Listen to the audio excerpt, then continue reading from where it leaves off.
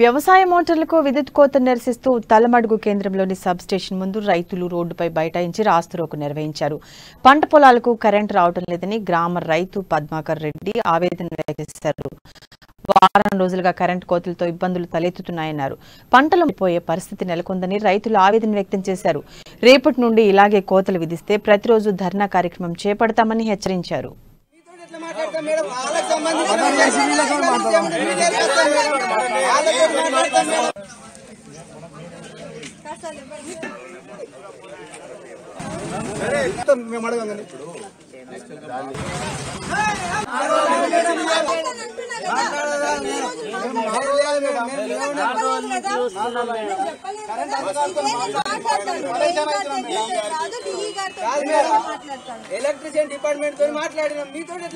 Transco sub station దగ్గర రైతులందరూ దాదాపు 45 గ్రామాల రైతులందరం కలిసి ఇక్కడ ధర్నా చేయడం జరిగింది.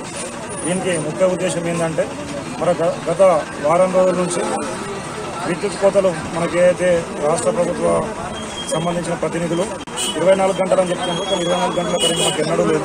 రైతులకు కూడా 24 గంటల కరెంటు అవసరం లేదు. కానీ ఆ ఇచ్చే 12-14 గంటల కరెంటులో కూడా మరి ఈ వారం రోజుల నుంచి పొద్దున 6 గంటల నుంచి మధ్యాహ్నం 1 గంట 2 గంటల వరకు మెయిన్ టైంలో ఎప్పుడైతే రైతులు చేనులో ఉండి వ్యవసాయం చేసుకునే టైంలో కరెంటు కోతలు పెడుతూ మరి దీనికి సంబంధించి ఏంటి సార్ అని అడిగితే ఏఈ గారిని అడిగితే ఏఈ గారు డిఈ గారి పేరు చెప్తాం, డిఈ ఏసీ గారి పేరు చెప్తాం, ఏసీ గారు ఏమో వరంగల్ నుంచి వస్తుంది, హైదరాబాద్లో మాట్లాడాలని అనడం జరుగుతుంది.